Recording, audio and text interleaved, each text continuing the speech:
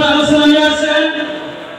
আজকের অনুষ্ঠানের প্রধান অতিথি আমাদের মধ্যে ইসলামী আন্দোলনের আমিরুল মুজাহিদিন আলহাজ হযরত মাওলানা মুফতি সৈয়দ মোহাম্মদ রেজাউল করিম পীর সাহেব হুজুর চারমাই। আলহাজ হযরত মাওলানা মুফতি সৈয়দ মোহাম্মদ রেজাউল করিম পীর সাহেব হুজুর চারমাই।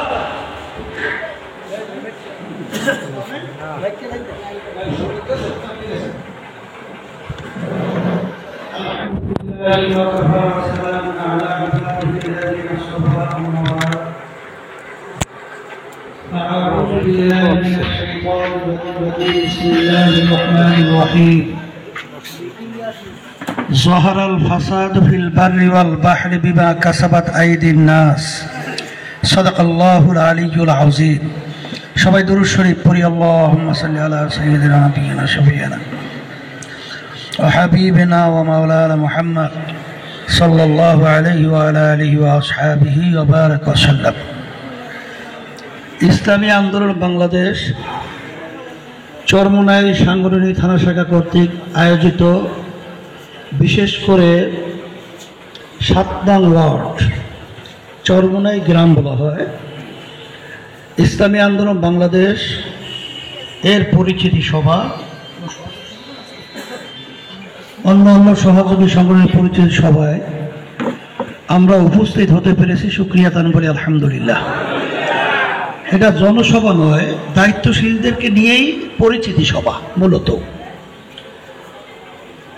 আলোচনা আমরা শুনতেছিলাম আকলমাত ইশারা বস্তাস্ত, যে নাকি জ্ঞানী হয় অল্প কথার মাধ্যমে সে পুরো বিষয়টা বুঝতে পারে। এখানে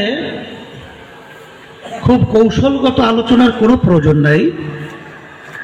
বর্তমানে বাংলাদেশ ৫০ বছর হয়ে গেল স্বাধীনতার বয়স। যারা মূলত দেশ পরিচালনা করেছিল, বর্তমানে করছে, এরা মূলত কৌশলগত আলোচনা বক্তব্যের মাধ্যমেই আমাদেরকে বোকা বানিয়ে ধোঁকা দিয়ে বারবার ক্ষমতায় গিয়ে এক কথা আমি বলবো আমাদের রক্ত চোষণ করে তারা বিদেশে ইটালি সহ সুইস ব্যাংক সহ আমাদের গরিব মেহনতি কষ্ট অর্জিত অর্থ আমার রিক্সাওয়ালা বাজানরা রাস্তার ভিতরে রোদ্রের ভিতরে রিক্সা পরিচালনা করে মাথার ঘাম পায়ে ফেলে যেই অর্থ উপার্জন করেছে, তারা আমাদেরকে ধোঁকা দিয়ে বোকা বানিয়ে এই সম্পদ লুণ্ঠন করে আজকে ইটালির মতো জায়গায় বেগম পাড়া তৈরি করেছে।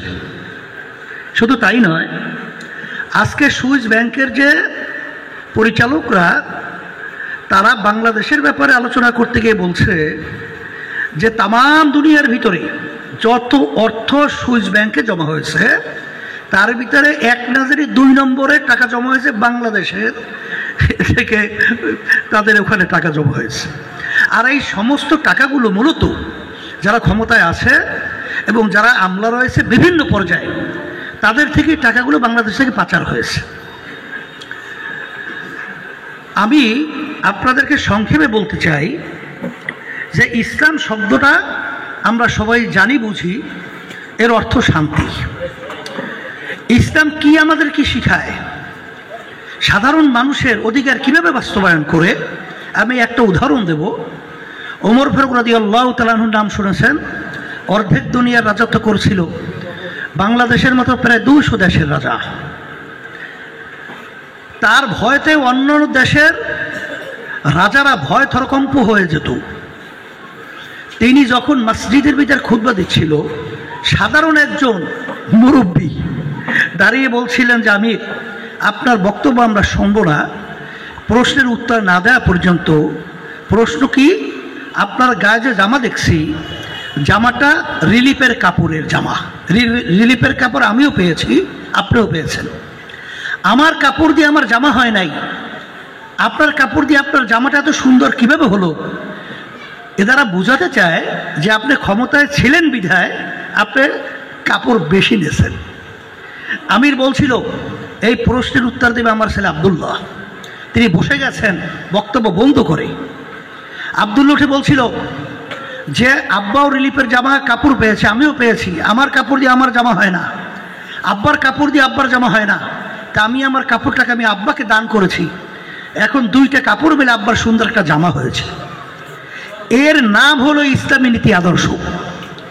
একটা সাধারণ মানুষ বাংলাদেশের মতো 200 দেশের রাজাকে বক্তব্যের ভিতরে স্টপ করে দিয়ে প্রশ্ন করে উত্তর দেয়। আর বর্তমানে আমাদের দেশ যদি কোনো একটা ভালো সত্য ন্যায় কথাও আপনি বলতে যান, আপনার টুকলি ধরে ছিঁড়ে ফেলে। এ আর কতদিন চলবে?